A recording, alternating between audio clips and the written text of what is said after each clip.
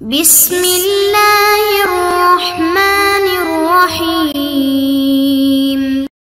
السلام علیکم معزز طلباء کرام، آپ سب کیسے ہیں؟ آج ہم تفسیری بیضاوی کے سبق نمبر 82 کو پڑھیں گے۔ آج کے ہمارے سبق کا عنوان ہے حروف تہجی کی مراد۔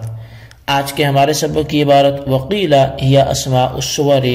سے شروع ہوتی ہے۔ آئیے سب سے پہلے آج کے سبق کی عبارت پڑھ کے اس کا ترجمہ کرتے ہیں اور اس کے بعد اس کی باقاعدہ وضاحت کرتے ہیں۔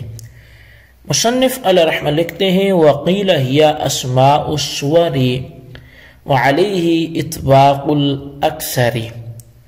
اور بعض کا یہ کہنا ہے کہ یہ الفاظ تہجی صورتوں کے نام ہیں، اور اسی رائے پر اکثر علماء کا اتفاق بھی ہے۔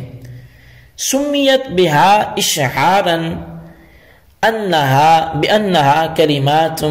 معروفۃ الترکیب، اور ان صورتوں کے یہ نام اس لیے رکھے گئے کہ بندوں کو معلوم ہو جائے کہ یہ صورتیں ایسی ہیں کہ جن کی ترکیب جانی پہچانی ہے۔ فلو لم تکن وحیا من اللہ تعالی لم تتساقط مقدرتهم دون معارضتها، پس اگر یہ اللہ کی طرف سے بھیجی ہوئی نہ ہوتی تو فصحائے عرب مقابلہ کے وقت اس طرح پے در پہ زور ہو کر نہ رہ جاتے، یعنی اس طرح پے در پہ وہ بے زور ہو کر نہ رہ جاتے۔ تو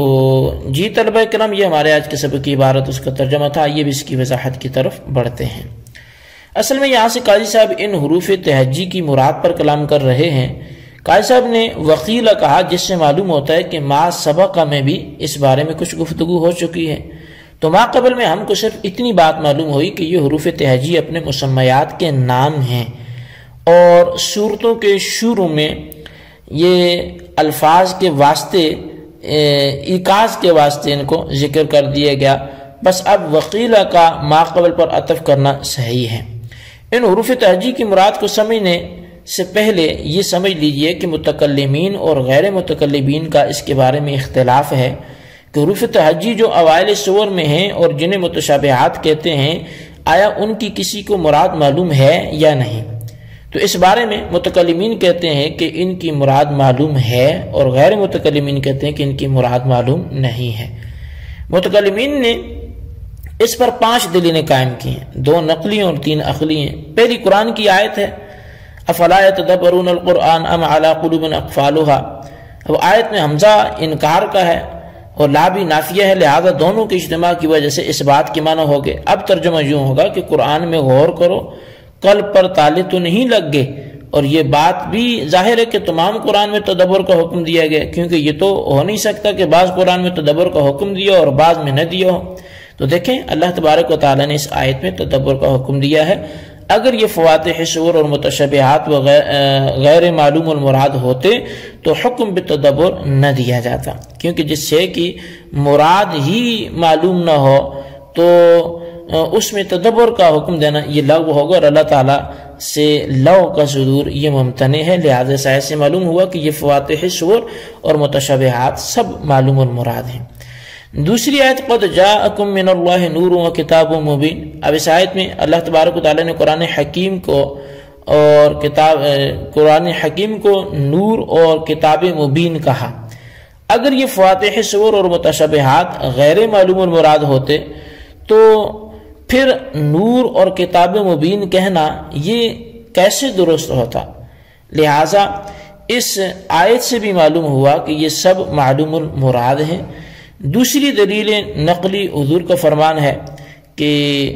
جس میں آپ علیہ السلام نے فرمایا کہ میں نے تم میں ایسی 2 چیزوں کو چھوڑا ہے کہ اگر تم ان کو مضبوطی کے ساتھ پکڑ لو گے تو گمراہ نہیں ہوگے، اور وہ 2 چیزیں ایک کتاب اللہ اور دوسری میری سنت ہے۔ تو دیکھیں حدیث شریف میں کتاب اللہ کو مضبوطی کے ساتھ پکڑنے کا حکم دیا گیا ہے، اور تمسک سے مراد عمل کرنا ہے، یعنی قرآن کے احکام پر عمل کرنے کا حکم دیا گیا ہے۔ اور عمل فرع ہے علم کی، تو پہلے علم ہوگا تب ہی عمل ہوگا۔ لہٰذا اس حدیث سے بھی معلوم ہوا کہ فواتح سور اور متشابہات یہ معلوم المراد ہیں، ورنہ نبی علیہ السلام عمل کرنے کا حکم کیوں فرماتے؟ تیسری دلیل عقلی ہے اس دلیل کا حاصل یہ ہے کہ اگر متشابہات کی مراد معلوم نہ ہوتی تو متشابہات کے ساتھ اہل عرب سے کلام کرنا ایسا ہوتا جیسا کہ کلام زنجی مع العربی اور بلسان زنجی، یعنی حبشی کا اپنی زبان میں کلام کرنا ایسے عربی سے جس کو اس کی زبان کو سمجھ ہی نہ آتی ہو، اور یہ کلام زنجی مع العربی باطل ہے، لہذا متشابہات کے غیر معلوم المراد ہونا بھی باطل ہے۔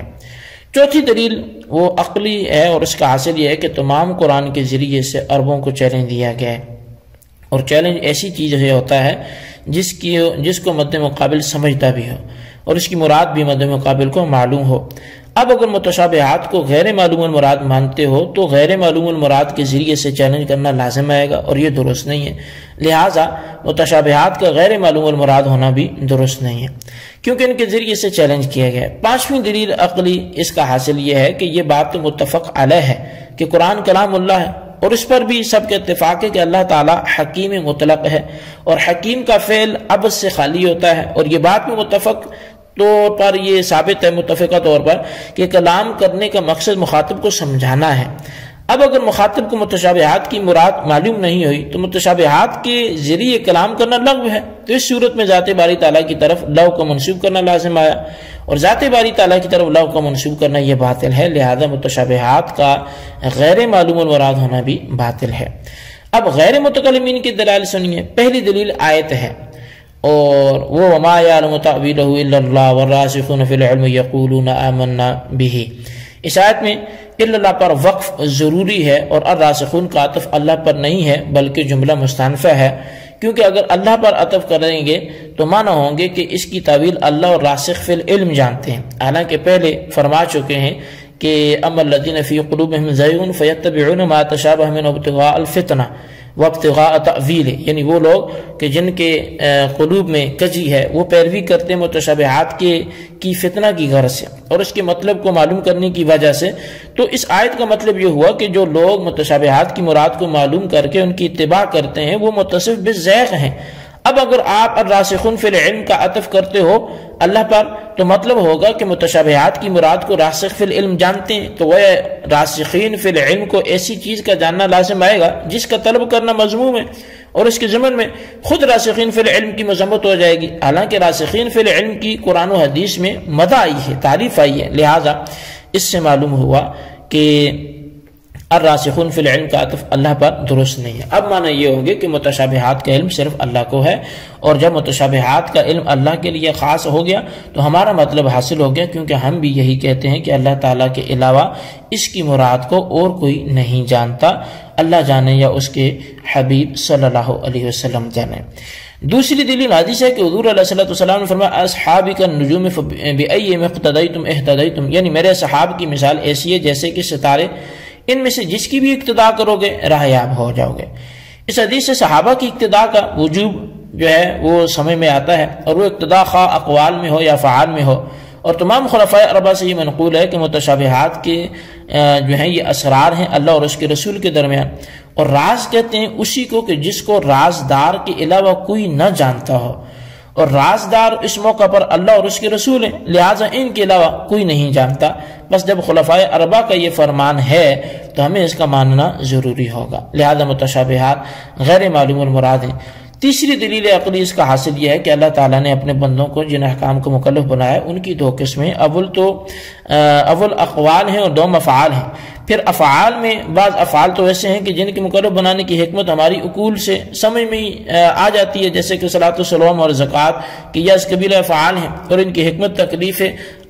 جو حکمت تکلیف ہے وہ عقل سے سمجھ میں آتی ہے۔ مثلا نماز کے اندر حرکات اور رکوع سجدہ سے اللہ تعالیٰ کی تعظیم ہوتی ہے، اور اللہ تعالیٰ منعم ہے، اور تعظیم منعم عقل کے مطابق ہے، لہذا نماز یہ مدرک بالعقل ہے۔ ایسے ہی روزہ کے اندر نفس امارہ کو جو ہے وہ مغلوب کرنا ہے، اور نفس اللہ تعالیٰ کا دشمن ہے، اور اللہ کے دشمن کو مغلوب کرنا یہ مدرک بالعقل ہے، لہذا روزہ بھی عقل کے مطابق ہے۔ ایسے ہی زکوٰۃ کہ اس سے مقصود فقیر کی حاجت کو دور کرنا ہے، اور حاجت فقیر کو دور کرنا ایک امر مستحسن ہے، اور دفع حاجت اس لیے امر مستحسن ہے کہ اس میں اللہ تعالیٰ کا وہ وعدہ پورا ہوتا ہے جو ساری مخلوق سے ہے کہ وَمَا مِن دَابَّةٍ فِي الْأَرْضِ إِلَّا عَلَى اللَّهِ رِزْقُهَا۔ تو اور جب رفع حاجت فقیر یعنی فقیر کی حاجت کو دور کرنا یہ مستحسن ہے تو زکوٰۃ بھی مستحسن ہوگی، اور امر مستحسن کا مکلف بنانا عقل کے مطابق ہے، لہذا زکوٰۃ کا مکلف بنانا بھی عقل کے مطابق ہے۔ اور دوسری قسم افعال کی یہ ہے کہ جن کی حکمت تکلیف یعنی جن کی حکمت تکلیف ہماری عقول میں نہیں آتی، جیسے کہ حج کے اندر سعی بین صفا والمروہ، رمی جمار اور رمل، اور تمام علماء امت کا اس پر اتفاق ہے کہ جس طرح وہ معمور بھی حسن ہے جس کی حکمت تکلیف ہماری عقل میں آتی ہے اور ہم اس کے مکلف ہیں، اسی طرح اس معمور بھی کو بھی حسن مانتے ہیں کہ جس کا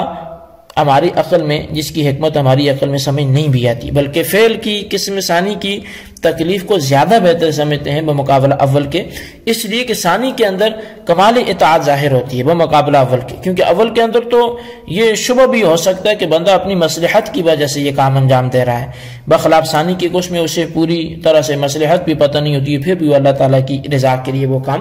کر رہا ہوتا ہے۔ اچھا، اب بس جب افعال کے اندر آپ یہ دو قسمیں مانتے ہیں اور دونوں کا آپ اپنے آپ کو مکلف بھی سمجھتے ہیں، تو اقوال میں بھی دو قسمیں اور دونوں کا آپ اپنے آپ کو مکلف سمجھیے، اور یہ دو قسمیں اسی وقت نکلیں گی جبکہ متشابہات کو غیر معلوم المراد مان کر قسم ثانی میں داخل کیا جائے، اور جب غیر معلوم المراد مان لیا جائے تو ہمارا مقصود حاصل ہو گیا۔ متکلمین کے اس قول کے اعتبار سے 13 اقوال قابل اعتبار ہیں جن میں سے 12 کو مصنف نے بیان کیا ہے، بعض کو صراحتاً اور بعض کو کنایاتاً ذکر کیا ہے، لیکن ان میں جو پہلا قول ذکر کیا وہ اکثر متکلمین کا پسندیدہ ہے اور سیبویہ کا مختار ہے، اور اسی قول کے ضمن میں 7 اقوال اعتراض و جواب کی شکل میں اور بھی ذکر کریں گے۔ تو پہلا جو قول ہے وہ یہ ہے کہ یہ الفاظ تہجی نام ہیں ان صورتوں کے کہ جن کی شروع میں یہ آئے ہیں، اور صورتوں کو ان اسماء کے ساتھ موسوم کرنے سے غرض یہ ہے کہ مخاطب کو اس بات پر تنبیہ ہو جائے کہ یہ صورتیں ایسے کلمات کا مجموعہ ہیں جن کی ترکیب انوکھی نہیں بلکہ سب کے نزدیک معروف و مشہور ہے، یعنی عام طور پر جن حروف سے لوگ اپنے کلام کو مرکب کرتے ہیں انہی حروف سے یہاں بھی اس کلام کو جو ہے وہ مرکب کیا گیا ہے۔ پس اگر یہ اللہ کی طرف سے بھیجی ہوئی نہ ہوتی تو فصحائے عرب مقابلہ کے وقت اس طرح وہ بے زور ہو کر نہ رہ جاتے بلکہ وہ مقابلہ کر سکتے۔ تو بہرحال یہ ہمارا آج کے سبق کی عبارت ترجمہ وضاحت، اس کو اچھی طرح سمجھیں، اس کے خلاصے کو اپنے رجسٹر پر ضرور لکھیں، بالخصوص ان سوالات کے جوابات دیں۔ سوال نمبر 1 یہ کہ وقیلہ کے قائل کون ہیں، اور سوال نمبر 2 یہ ہے کہ یہاں کتنے اقوال اس سے بیان ہوں گے، سب کی وضاحت کے حوالے سے کچھ نہ کچھ معلومات لکھیں۔ اللہ تبارک و تعالیٰ سے دعا ہے جو کچھ ہم نے پڑھا سنا سے یاد رکھنے کی توفیق نصیب فرمائے، آمین بجاہ النبی الامین صلی اللہ علیہ وسلم۔